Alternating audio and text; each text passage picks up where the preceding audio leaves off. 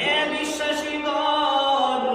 ইয়া আইয়ুহাল্লাযীনা আমানু, হে ঈমানদারগণ, আমি তোমাদের যে রুজি দান করেছি তা থেকে তোমরা দান করো আমার রাস্তায়,